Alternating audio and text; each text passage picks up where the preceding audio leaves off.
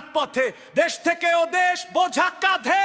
খাবার পৌঁছায়, মানুষ পৌঁছায়, রক্ত ঘাম দিয়ে রাস্তা বাঁচায়।